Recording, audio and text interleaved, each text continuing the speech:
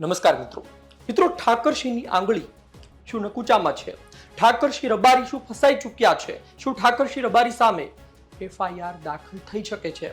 અને એફઆઈઆર દાખલ થાય તે માટે પ્રયત્નો શું ચાલી રહ્યા છે? આવનારી 25 માર્ચે થરાદમાં શું થવા જઈ રહ્યું છે અને તેની પાછળનું કારણ શું છે? દલીલો શું છે? શા માટે યુવાનો ભેગા થઈ શકે છે? વિસ્તારથી વાત કરું તો ગુજરાતમાં ઉન ગામની ઘટના ખૂબ ચર્ચાની. ઉન ગામે એટલે કે ભાભરના રૂણ ગામે એક સંમેલન હતું. સંમેલનમાં કંકુબેન રબારી કે જેમણે ચૌધરી સમાજમાં પ્રેમ લગ્ન કર્યા, બાળક પણ છે, તેમને પાછા લાવવા માટે એ સંમેલન મળ્યું હતું. જે બાદ કંકુબેન જે ગામે રહે છે, ઓગડના ઉન ગામે, ત્યાં લોકો પહોંચે છે અને ત્યારબાદ ધમાલના દ્રશ્યો સામે આવે છે અને ત્યારબાદ ઘર્ષણના દ્રશ્યો સામે આવે છે. જોકે વાત એ હતી કે આ ઘર્ષણ થયું તો થયું કઈ રીતે, પોલીસ શું કરી રહી હતી અને ત્યાં લોકો કઈ રીતે પહોંચ્યા, તેમને રોકવામાં કેમ ન આવ્યા ને આટલું ટોળું ઉશ્કેરાયું, કે આ તમામ સવાલો થવા લાગ્યા હતા. પરંતુ ત્યારબાદ કાર્યવાહી થઈ અને આ કાર્યવાહી થઈ, આ ટોળું પહોંચ્યું. એની પાછળ પણ જૂનો વિવાદ એટલે થોડા દિવસો પહેલાનો વિવાદ છુપાયેલો હતો. કિંજલબેન રબારી એટલે કે રાતોરાત કંકુબેન યાદ આવી જાય એ વાતમાં પણ દમ નથી અને એ બધા સમજે છે. કંકુબેન યાદ આવ્યા, એમને સંતાન છે છતાં પાછા લાવવાની વાત થઈ, કારણ કે કિંજલબેન રબારીએ અશોકભાઈ ચૌધરી સાથે લગ્ન કર્યા હતા અને આ કિંજલબેનને પાછા લાવવામાં ઠાકરસિંહ રબારી સહિતના આગેવાનો સફળ રહ્યા. અને કિંજલબેને પોતે પણ વિડીયો મૂક્યો. જે બાદ કહીએ ને કે એક સ્પર્ધા જેવું થાય, કહીએ ને કે બતાવી દેવાની વાત હોય, કહીએ ને આપણે કે ભાઈ તે લોકો લાવી શકે તો આ લોકો કેમ નહીં, એક તમે માન સ્વમાનની વાત આવી જાય. ગામડામાં રહેતા હોય તેમની માટે ખાસ પછી આ થયું છે. પરંતુ કહેવાનો મતલબ એ છે કે હવે ઠાકરસિંહ રબારી સામે એફઆઈઆરની વાત આવી છે. તમે કહેશો કે ઠાકરસિંહ રબારી એવું તો શું કર્યું? 100% સાચી વાત છે, ગેરબંધારણીય વાત હતી. કિંજલબેન રબારી પોતાનો જીવનસાથી નક્કી કરી શકે, પણ ત્યારબાદ તેઓ પાછા આવી ગયા છે ને ઠાકરસિંહ રબારી સામે એફઆઈઆર શું કામ? કિંજલબેન પોતે ન ઈચ્છતા હોય તો બીજા લોકો શા માટે ઈચ્છે છે? તેની પાછળનું કારણ છે કે ભડકાઉ ભાષણ. ઉન ગામે જે લોકો પહોંચ્યા હતા તેમના પર કાર્યવાહી કરવામાં આવી, ભડકાઉ ભાષણને લઈ કાર્યવાહી કરવામાં આવી. હવે તેમની દલીલ એ છે કે જેમણે આ ભડકાઉ ભાષણની શરૂઆત કરી છે એ ઠાકરસિંહ રબારી સામે ફરિયાદ દાખલ કરો અને 25 તારીખે થરાદ કલેક્ટરને આવેદનપત્ર આપવા પણ તેઓ જઈ રહ્યા છે. તમે પહેલા સાંભળો કે તેને લઈને એક વિડીયો પણ સોશિયલ મીડિયામાં વાયરલ છે, તેમાં શું કહેવામાં આવી રહ્યું છે. મિત્રો, જય શ્રી રામ, જય અર્બુદા. હવે વાત કરવી છે ઉણ ગામની, કે જે છેલ્લા 2-3 દિવસથી સોશિયલ મીડિયા અને મીડિયામાં ચાલી રહ્યું છે. એને અને સત્યને રાત દિવસનું અંતર છે. આપણે જો ખરેખર હકીકત બાબત આપણને એવું હતું ચેનલો બતાવશે, બીજું કોઈ બતાવશે, પણ કહેવાનો મતલબ કે હજી સુધી કોઈએ બતાવ્યું નથી. તો આપણે જો સત્ય બાબત જાણવી હોય તો સત્ય બાબતમાં એવું છે કે યુવાનો રૂણ ગામથી ઉન ગામ વાતચીત કરવા માટે નીકળેલ હતા. સંખ્યા વધારે હતી ન હતી એનો આપણે પાછળ લઈશું. તો જ્યારે એ લોકો ઉણ ગામમાં પહોંચે છે તો ઉણ ગામમાં પોલીસ બંદોબસ્ત પહેલેથી ગામમાં જ્યાં જવાનો રસ્તો છે ત્યાં આગળ હતો જ.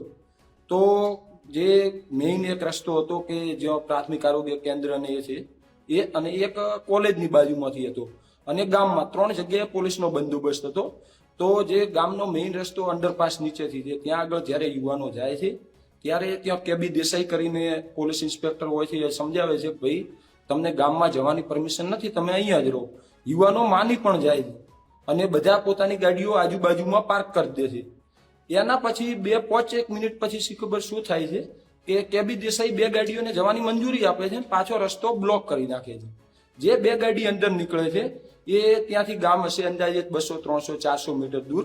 તો ત્યાં આગળ જેવી ગાડી, કહેવાનો મતલબ કે ગાડીમાંથી કોઈ માણસ નીચે નથી ઉતરતો એ પહેલા પોલીસ જઈને ગાડીમાંથી ચાવી કાઢી લે છે અને ત્યાં આગળ ઓલરેડી પ્રી પ્લાનિંગથી હોય એવી રીતના 20-30 માણસોનું ટોળું હોય છે.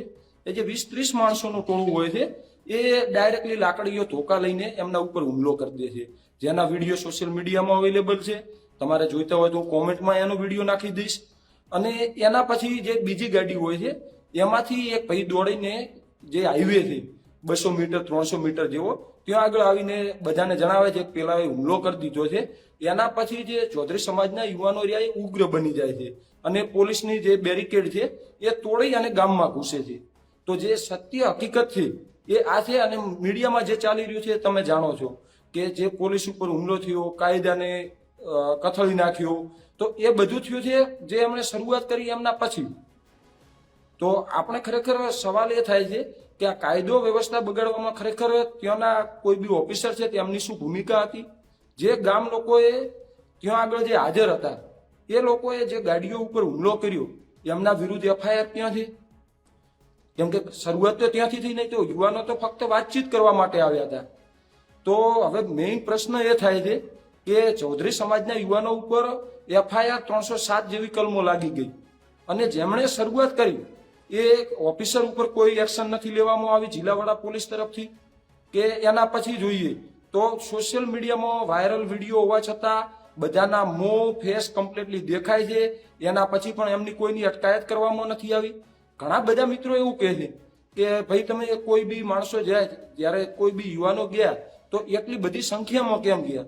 તો એમાં જો જોવા જઈએ તો ખરેખર તો ઠાકરસિંહભાઈ રબારી ઉપર પહેલી એફઆઈઆર થવી જોઈએ કે જ્યારે કિંજલબેન વાળી જ્યારે મેટર ચાલુ હતી તો એ મેટર જ્યારે ચાલુ હતી એ ટાઈમે તો એમણે જે નિવેદન આપ્યા એમને જો આપણે જોવા જઈએ ને તો ઘણી બધી બાબત પેલી થઈ જાય એવી છે કે સૂતેલા સાપોને જગાડ્યા, હાથ કાપી નાખીશું. પણ એમણે કિંજલબેનની મેટર પૂરી થઈ ગઈ અને એના પછી એમણે વિડીયો અપલોડ કર્યો એક કે ભાઈ અમે હથિયાર હેઠા મૂક્યા છે, બીજું અમે હથિયાર ચલાવવાનું ભૂલ્યા નથી. એના લીધે ચૌધરી સમાજના યુવાનો ઉશ્કેરાયા. તો ખરેખર સૌથી પહેલી એફઆઈઆર તો એમના તરફ થવી જોઈએ. પરંતુ ક્યાંક ને ક્યાંક ગુજરાત સરકાર હોય કે ભાજપ સરકાર હોય એમણે ક્યાંક ને ક્યાંક એક સમાજને બિલકુલ રીતે ટાર્ગેટ કરેલો છે. બિલકુલ ન્યાયની ભાવના નથી અને જે બી છે એક પક્ષીય વાત આખી કરેલી છે. તો હવે અમારો યુવાનોનો ગુજરાત સરકાર સામે સવાલ એ છે કે જે ગુજરાતમાં શાંતિનો માહોલ હતો, જે ભાઈચારાની ભાવના હતી, એને ડહોળવાનું જેમણે કામ કર્યું છે સોશિયલ મીડિયામાં એકદમ બેફાટ વાણી વિલાસ કરીને, તો એમના સામે સરકાર શું એક્શન લેશે? ઠાકરસિંહભાઈ રબારીના સામે કડકમાં કડક કાર્યવાહી કરવી જોઈએ. પ્લસ બીજી વસ્તુ કે જે ત્યાં આગળ અધિકારી હાજર હતા તો એમને કાયદોને વ્યવસ્થા કથળવા દીધું પ્રી પ્લાનિંગ માટે કે કહેવાનો મતલબ કે એમને જાણ નથી, એ હેન્ડલ ના કરી શક્યા. તો એ બાબત જે છે એમાં પૂરેપૂરી તપાસ થવી જોઈએ અને જો ક્યાંય પણ ભૂલ પકડાય તો તેમના સામે એક્શન લેવી જોઈએ. ત્રીજો મુદ્દો એ છે કે જે ગાડી ઉપર ત્યાંથી સામે જે વિડીયો અવેલેબલ છે, જે શરૂઆત કરી છે હિંસાની, એમની સામે એફઆઈઆર કરી અને કડકમાં કડક કાર્યવાહી કરાય. અને એનાથી પણ આગળ ભાજપ સરકારને કહેવા માંગુ છું કે તમને ફક્ત વોટ માટે જ ચૌધરી સમાજ, પટેલ સમાજ યાદ આવે છે. જ્યારે ચૂંટણી પૂરી થઈ તમે કોણ અમે કોણ? કેમ કે એનું જીવતું ઉદાહરણ એવું છે કે તમે લાઠીચાર્જ કર્યો તો આપણે સમજ્યા કે ભીડ વધારે હતી, બેકાબુ થઈ રહી હતી, તો કાયદો વ્યવસ્થા જાળવવા માટે તમારે લાઠીચાર્જ કરવો પડે, ટીયર ગેસના પણ છોડવો પડે, સમજ્યા? તો જે બ્રિજ ઉપર કે બીજે નીચે ગાડીઓ હતી 200 થી 250 ગાડીઓના કાચ પોલીસવાળાઓએ ત્યાં આગળ ખુદે 200-250 ગાડીના કાચ તોડ્યા છે. તો એ ગાડીઓના કાચ એટલે શું? સરકાર એવું સમજે છે ચૌધરી સમાજને એક ગાડીને 5,000નું નુકસાન આપીશું એટલે બીજી વખત ત્યારે બી આપણી સરકાર સામે સવાલ કરવા માણસો ભેગા ન થાય. તો સરકાર એટલું સમજી લે કે આ સમાજ 5,000 નહીં પણ 50,000 બગાડશે એટલો સક્ષમ છે. અને આ બાબતમાં જો આગળ નિરાકરણ નહીં આવે તો ઉગ્ર આંદોલન હાથ ધરવામાં આવશે. અને 25 તારીખ 25/3/26 આવતા બુધવારે સવારે 10 વાગ્યે બધા યુવાનો આપણે બહોળી સંખ્યામાં વાવથરા જિલ્લા કલેક્ટર કચેરીએ આવેદન આપવાનું છે આ બાબતે. તો બધા સાથ સહકાર આપજો. જય અર્બુદા, જય શ્રીરામ. તો આપણે સાંભળ્યું શું કહેવામાં આવી રહ્યું છે. તેમની દલીલ છે, તેમની માગ છે કે હવે ઠાકરસિંહ રબારી સામે પણ ફરિયાદ દાખલ થવી જોઈએ. તેમની માગ એ છે કે સામે પણ જેમણે હુમલો કર્યો તેમના પર પણ ફરિયાદ દાખલ થવી જોઈએ. અને તેમનું એ કહેવું છે કે અત્યાર સુધી જે ચાલી રહ્યું છે તમામ ખોટી વાત છે. સાચી વાત એ છે કે પહેલા અમુક લોકો ત્યાં પહોંચ્યા, તેમને જવા ન દેવામાં આવ્યા, ત્યારબાદ પોલીસ અમુક ગાડીને અંદર જવા દે છે, એ ગાડીની ત્યારબાદ ચાવી પણ લઈ લેવામાં આવે છે અને ત્યારબાદ મામલો અંદર ખરાબ થાય છે. એટલે કે જે લોકોને જવા દીધા હતા તેમના પર હુમલો થાય છે અને આ બાદ અન્ય લોકો પણ આ માહિતી મળતા અંદર પહોંચે છે અને ત્યારબાદ આ ઘર્ષણ થાય છે અને માહોલ ગરમાય છે. તેમની વાત એ પણ છે કે ખરા અર્થમાં પોલીસે કોઈને નહોતા જવા દેવા. કેમ પોલીસે જવા દીધા? શું આની પાછળ પણ કંઈ કાવતરું હતું અને પોલીસ તેનો ભાગ હતી? સવાલ થવા જોઈએ. લોકશાહીમાં સવાલ તમામ પર થવા જોઈએ, એ પોલીસ કર્મચારીઓ, અધિકારીઓ તમામ પર. અને એમણે સવાલ કર્યો છે. એમણે એક વાત કહી કે મળવા જવાનું હતું, વાત કરવા જવાનું હતું.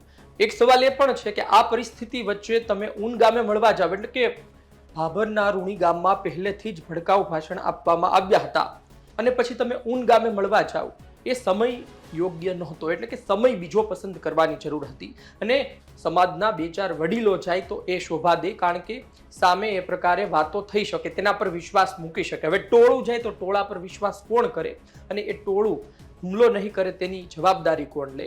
એટલે એ વાત પણ એક અતિ મહત્વની છે. બીજી વાત એ છે કે સામે જેમણે હુમલો કર્યો, એટલે કહેવામાં આવે છે કે પહેલા હુમલો તેમના દ્વારા કરવામાં આવ્યો. હા, બની શકે, કારણ કે આપણને થોડી ખબર છે કે કયો વ્યક્તિ કયા પક્ષ તરફથી છે. આપણે તો ફક્ત દ્રશ્યો જોયા છે. પરંતુ જો પહેલો હુમલો કરવામાં આવ્યો તો તેનો પુરાવો પણ હોવો જોઈએ. અને તેનો પુરાવો નથી, ફક્ત વાત છે, તો પછી આમાંથી ન્યાય કઈ રીતે મળે? ચાલો, પુરાવો છે તો પછી તેમના પર કાર્યવાહી થવી જોઈએ. 100%ની વાત છે. કારણ કે કોઈ મળવા ગયું હોય ને તેના પર પહેલા હુમલો કરી દે, એ કોણ ખોટી વાત છે? અથવા કોઈ એવું કહે કે ભાઈ અમે અમારા સ્વબચાવ માટે કર્યું, તો પાછું કોર્ટમાં એ સાબિત કરવું પડે કે આ સ્વબચાવ માટે હતું. એની લિમિટ ખબર પડી જાય, વિડીયો પરથી ખબર પડે કે આ સ્વબચાવની વાત છે કે સામેવાળાને મારીને તોડી નાખવાની વાત છે. એટલે કે આ બધું ચાલી રહ્યું છે. આ વચ્ચે ફરિયાદ ઠાકરસિંહ રબારી સામે દાખલ થશે કે નહીં, એ સૌથી મોટો સવાલ છે. અને ઠાકરસિંહ રબારીએ શરૂઆતમાં તો ખૂબ માન વધ્યું, સમાજનો વાઘ કહેવામાં આવ્યો, ખૂબ માન સન્માન લોકોએ આપ્યું. તમે જુઓ કે ગેરબંધારણીય જ બાબત છે. આમ છતાં પણ જેઓ પ્રેમ લગ્ન પર વિશ્વાસ નથી કરતા તેમણે ઠાકરસિંહને વધાવી લીધા. પરંતુ પહેલા પણ અમે તમને કહ્યું હતું કે હવે લોકોની અપેક્ષા વધશે અને ઠાકરસિંહ રબારીની આંગળી અત્યારે નકુચામાં હોય તેવું દેખાઈ રહ્યું છે. જોઈએ આવનાર સમયમાં શું થાય છે. આ પ્રકારના આવેદનના કાર્યક્રમ કેન્સલ પણ થતા હોય છે. આ પ્રકારના આવેદન મોટું નુકસાન કરતા હોય તો ડેમેજ કંટ્રોલ પણ કરી નાખવામાં આવતું હોય છે. 25 તારીખે શું થાય છે જોઈએ છીએ. અને ઠાકરસિંહ રબારી સામે ફરિયાદ દાખલ થાય છે કે નહીં એ પણ જોવાનું રહેશે. આપનું શું કહેવું છે કોમેન્ટ બોક્સમાં લખજો. આ વિડીયોમાં જે દલીલો કરવામાં આવી, આપની દ્રષ્ટિએ આ દલીલો યોગ્ય છે? આપ ત્યાં હતા, આપે જોયું છે, અથવા તો આપની પાસે વધુ માહિતી છે, તો સત્ય શું છે એ પણ આપ કોમેન્ટ બોક્સમાં લખજો. ધન્યવાદ.